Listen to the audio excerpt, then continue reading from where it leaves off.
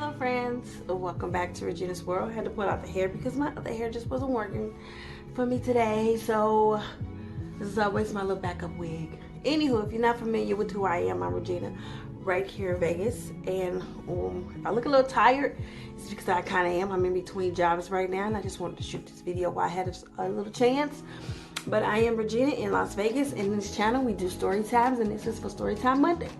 This video probably will ruffle a little feathers, so how I phrase it, how I talk about it, I have to be very sensitive because it will be seen probably by the person that this is about. So I have to be very sensitive. But if you're interested in the story time, if you see it in the title, then you know what this story time is about. If you're interested in this story time, continue to watch. Like, comment, share, and subscribe to this channel for more content weekly story times, and follow me on my social media, Keyshawn Voris Robinson on Facebook, and Sleepless and LV Envy on Instagram. Okay, all right, so let's get into the story time.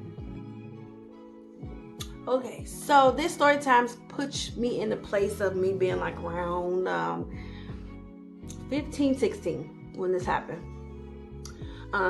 Yes, because I didn't have kids yet, and I was still living in Missouri, so I had to be around 15, 16. Okay, so growing up, we moved out of my mother's house very early because my mother had passed away. So me and my other sister moved into an apartment together, and you know, we just did. We was like this. So we pretty much did everything together. So me and her moved into an apartment together, and our friends used to come over, and my god sister used to come over as well. Won't say any names, but if people see this video, they'll know exactly who I'm talking about. But my god sister also used to come over. So how I met this particular, before she met him, I met his cousin first. I went to the club this night. I forgot who I went with, if I even went with anybody, but I went to the club. I met a guy in the club, and the guy in the club, you know how they say people in the club looks different than when you see him in person. And this is exactly what happened to me. I saw him in the club. I was with him the whole entire night. We danced the whole entire night, had gay chemistry. I was too young to drink, so I couldn't blame it on the alcohol. I just thought in my head he looked it like one thing, and turns out he looked it like another, in a very, very bad way. So, I eventually met him again, but in real life, in person. You know, he came over to the house, and he brought his cousin along with us. Along with him. And when I saw him, I was like, is this the person that I was with all night? And his cousin knew, you know, that he was not an attractive person. And he was like, yeah, that's who you was with all night. I was like, what the hell? That was the first catfish that ever happened to me in my lifetime. I was like, wow. Okay, so I tried to not be shallow, but I'm telling you, real talk, he was really not attractive. Like, there was, usually I can look past people's physical, but he was just, and especially at 15, I'm very shallow at 15 and 16. You know, you have to look like something at that age for me to even look at you, you know what I mean? But I was trying to be nice and polite about the situation. Like, okay, I'll see if I can make something work from this situation, because I don't really want to hurt his feelings. And he was, you know, I was probably one of the prettiest people at the time that ever gave him a chance. So, you know, he really wanted to date me and all that stuff. And I tried. I really did. I tried. But it just didn't last long because I just was not attracted to him whatsoever. Okay, so my sister ended up dating his cousin, and which at the time was going great, you know what I mean? She was dating, sorry, I almost dropped my coffee. They were dating each other for a while, and then at some point, I can't pinpoint exactly when things took a turn, but it took a turn, and the cousin who was dating my sister, began to like me. And this was a weird position to be in, because by this time, usually, I would make a disclaimer, usually at this time, all of us was very close. Me and my sisters and best friends, we had this like relationship with the boyfriends or whatever. They immediately become like brother. We start calling my brother-in-law this, my brother-in-law that, and this, that, and the third. And you know, we have our own relationship with the person that the sibling or a friend or whatever is dating. But it was always non-sexual, but it was in a respectful way. And even to me, my boyfriend at the time, Neil, probably was a good example of how, you know, trustworthy you are with which we are with each other.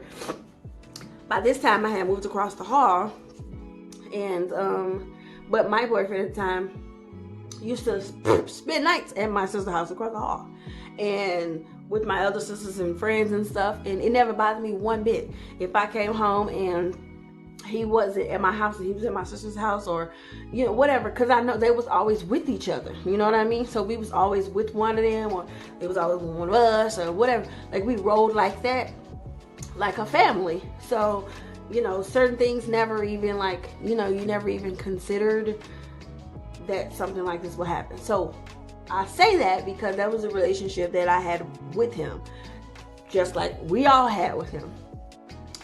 But somewhere along the line, he got a liking to me in another kind of way. And everybody, including myself, took notice of it. I just didn't know, you know, what to say.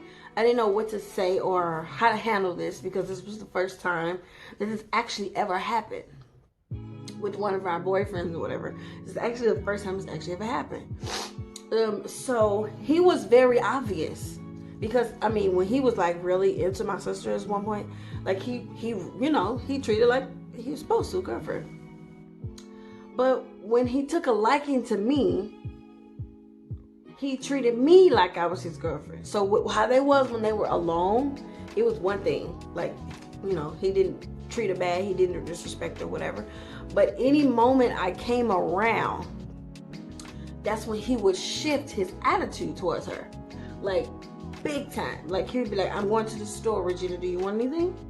And I'll be like, I'll look at my sister and I'm like, no, I'm okay. And then she's like, well, I want something. And he's like, who cares? And he'll leave the house and go to the store. And I cannot say if she did or if she didn't ever address this to him. I have no idea. But he did this for a long time. And I remember one time we went to her house, and she had moved into was it a house? An apartment? She had moved somewhere, and I pulled up, me and my other sister had pulled up, and I think he pulled up too or something. And he gets out the car, and he was supposed to go and greet her, give her a hug.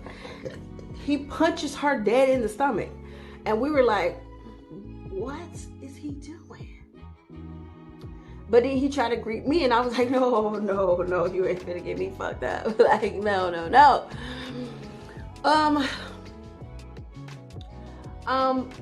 But this is where the 15, 16-year-old me decided I started making the wrong decisions. Because, as I said previously, that we used to hang out with each other outside, you know, without each other's sister, brother, girlfriend, whatever. We used to hang out with them. So, because I knew, prior to me not knowing, hanging out with her was one thing. I said his name, sorry. After I realized that this is his feelings towards me, I should have never went anywhere with him after that. Because that made him, start viewing me in another type of way.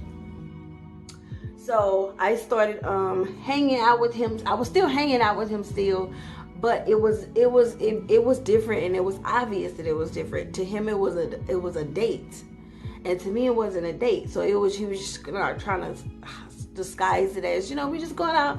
Let's go to the movies and let's go see. What did we go see? I think we're going to see The Hulk. We went to go see The Hulk. We went to the mall or something that we usually do. That's usually no big deal, but it was actually a big deal because he actually had a thing for me, So his intentions was not the same anymore.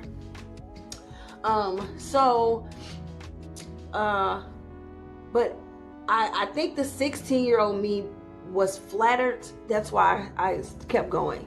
And then the 16-year-old me was immature, not mature enough to know what was the right thing to do with this situation.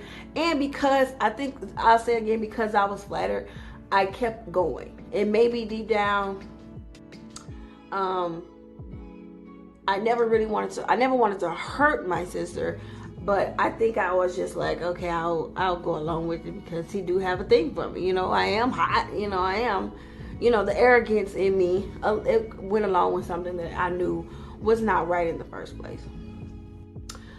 So the day we end up sleeping together, again, unplanned. Didn't know that this was gonna happen, but it did. So I'll tell you this part. So he called me one day and was like, "You want to go to the mall? I mean, not the mall, to the club." And he knew I wasn't gonna say no to the club. 17 years old, we can get into the club at this time, and the monastery is the club that we used to always go to, and blah blah blah.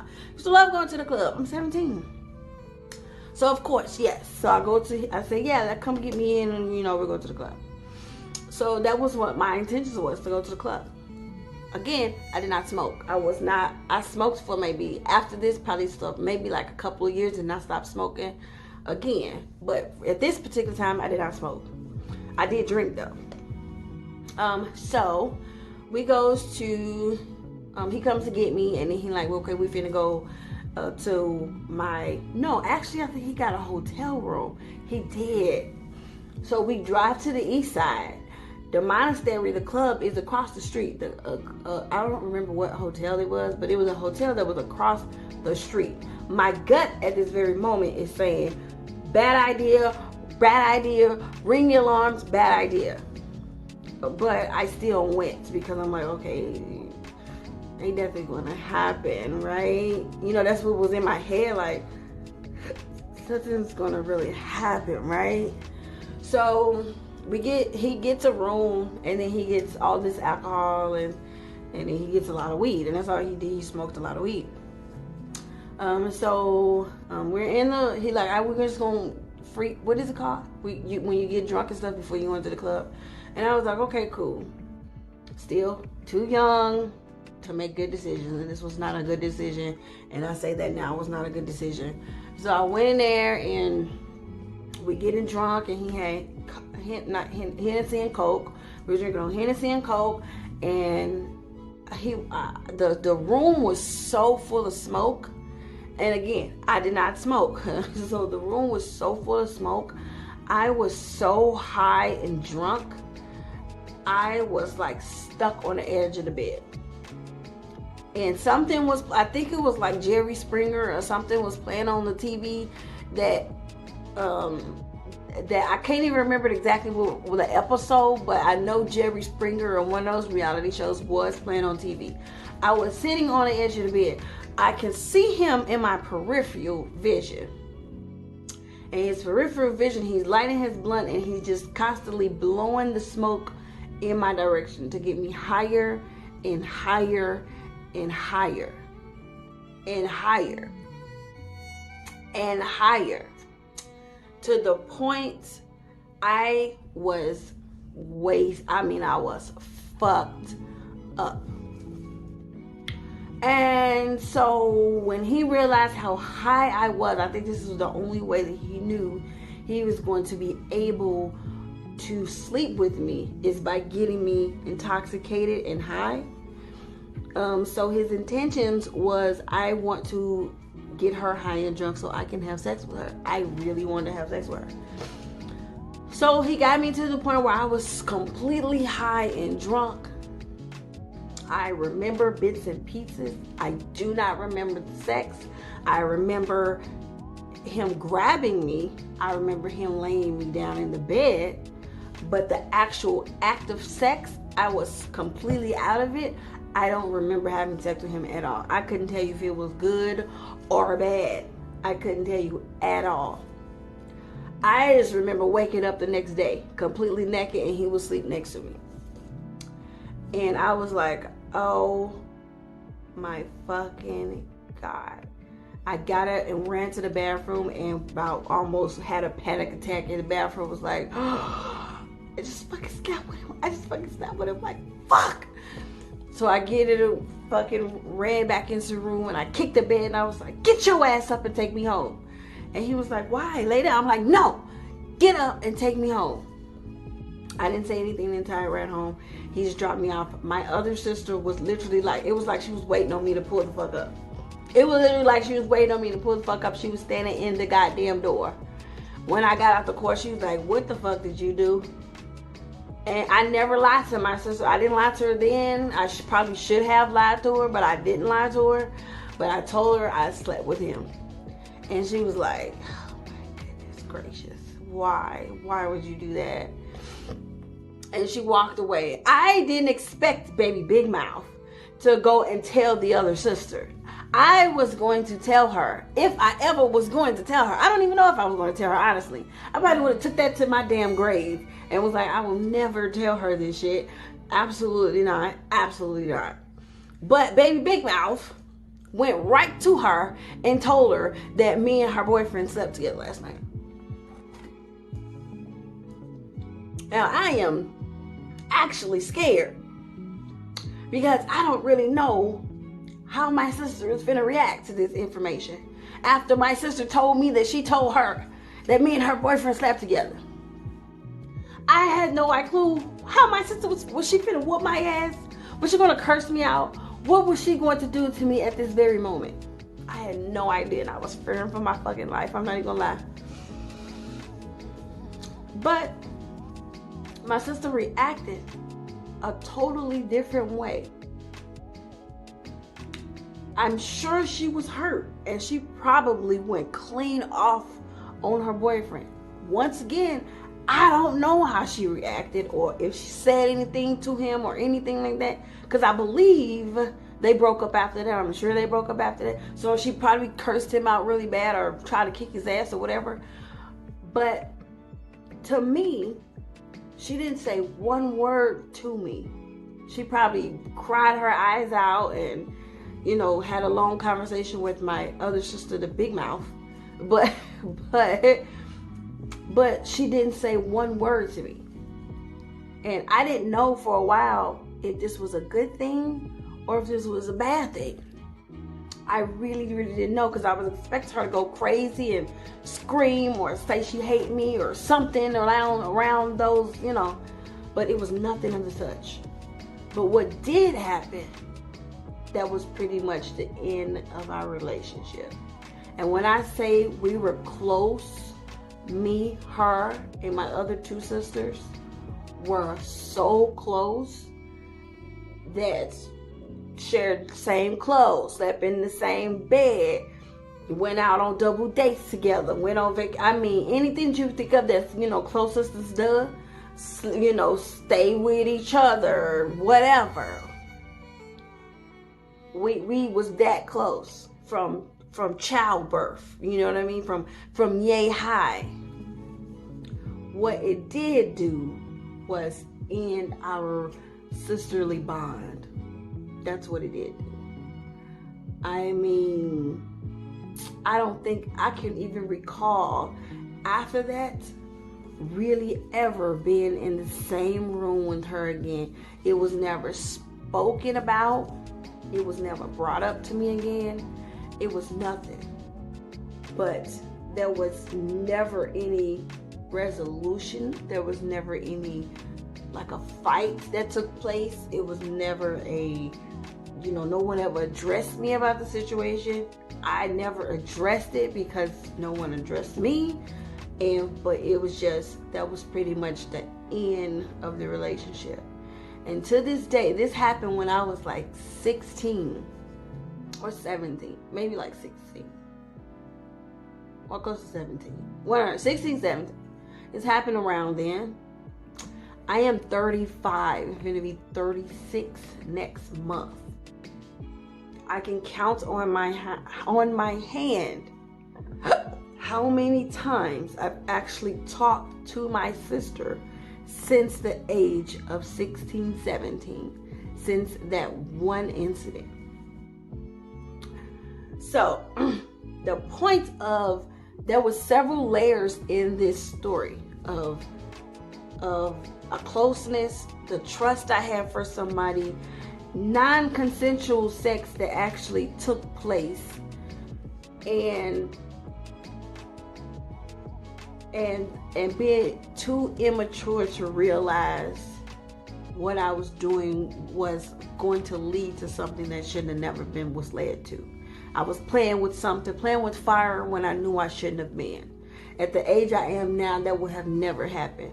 At 16, you're easily swayed and you don't know the right thing to do or say in a situation like that, but your mental is telling you this is not a good place for you to be.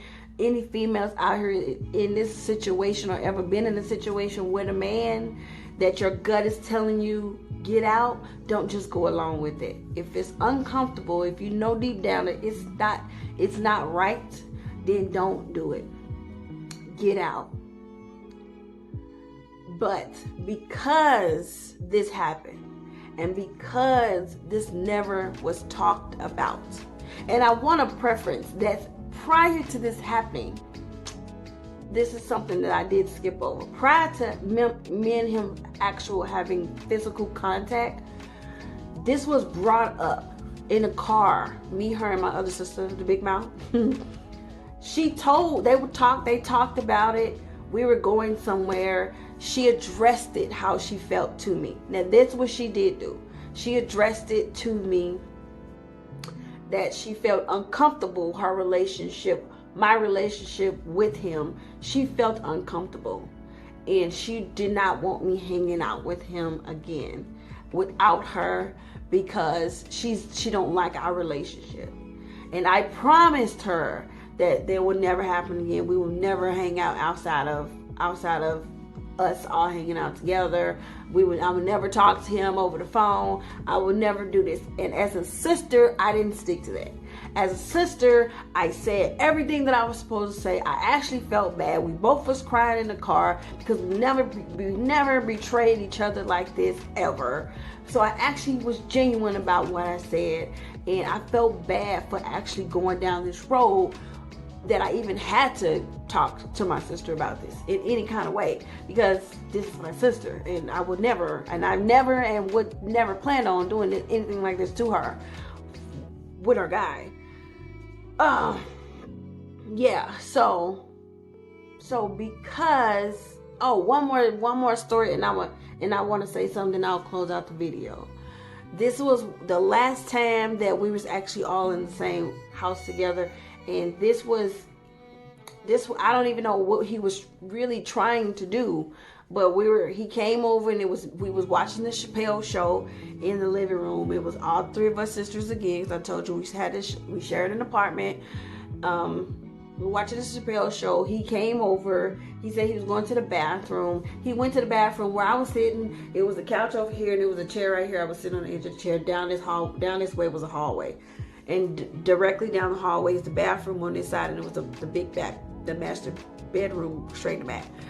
So he went to the bathroom, but he wasn't really going to the bathroom. He was standing in the hallway, and he was trying to signal me to come back there. I saw him in my peripheral vision, but I was not even going to acknowledge him, because I was like, what, are you trying to get me killed? Like, what are you doing? Like, I mean, he was back there for a minute, like, come here, trying to get my attention and all that stuff. And I was not even going to look down the hallway. Even though I see him in my peripheral vision, I'm not even finna acknowledge that, because I'm like, what? I'm not finna deliberately disrespect. I'm not finna deliberately get killed by both of my sisters because you trying to fill us up or something? Well, like, I have zero reasons to come back there to the bathroom with you at all, period. And then I have zero reasons to come back there period, when my sisters, both of them, are sitting right there. Are you trying to make me die today? I'm like, no. So I didn't even look up. Eventually, he gave up, trying to get me to come back there. He came back to the living room. I'm like, but as I'm just trying to, I just wanted to show you guys how he how he tried and how he manipulated me and how he got me into the web of whatever, and I fell right into it. Eventually, I fell right into it after a good amount of time trying to get my attention. He eventually got it and got what he wanted. But because this was never addressed, and because we never talked about it, and because I never was able to say my side, and because I know this was a sensitive topic and never wanted to discuss this topic ever in life, but it deserved to be talked about. I will publicly, on my YouTube channel, on my Instagram, on my Facebook, because she's on them all, and she will see this, and she will see this, and if she watches this is directly to you, because we've never spoken about this in over 15 years. Never spoken about this. I want to publicly apologize to you, because that one incident ruined one of the closest relationships outside of Chris that I've had in my entire life. You, Chris, and Seth, we were the closest, the tightest family friendship a girl could ever have. And because of my actions and negligence as being your sister cost me my relationship with you, I say I am publicly sorry. It kills me to this day that me and you literally cannot get on the phone and have a conversation. I am watching my nephews grow up over social media, and they don't even know who I am, but I was there when they were born. And you watch your nephews grow over social media, and they don't even know who you are, and that's very sad. One of them never even met you, and I've never met your youngest baby, and you've never met my youngest baby. How sad is that? So I want to publicly apologize to you. That was a horrible choice, a horrible decision. It was the biggest mistake of my life, one of the biggest, because it ruined my relationship with you. And this is genuinely me telling you I am sorry. I love you. I always have and always will. And I hope when you see this video, you actually watch the video, because it's not just snippets on social media. Actually watch the video on this channel so you can actually see everything that I said. Once again, I love you, and I hope to talk to you soon. I hope you guys enjoyed this video. My honesty, my truth, is I always try to be 100% transparent. I don't try to hide anything. I try to give you 100% authenticity every single time I drop a video. If you enjoyed this video and you can relate to doing something so heinous, drop it in the comment section and let's talk about it. Again, if you like this video, give it a thumbs up. Like, comment, share, and subscribe. Again, follow me on YouTube channel. On my social media. Again, it's Keisha Maurice Robinson on Facebook and Sleepless in LVNV on Instagram. All right. Thank you for watching another episode of Virginia's World. And look out for my weekend vlog. And I have a good one coming this weekend because I'm going to be busy. All right. So thanks again. And I hope you enjoyed it. I'll talk to you guys in the next one. Bye.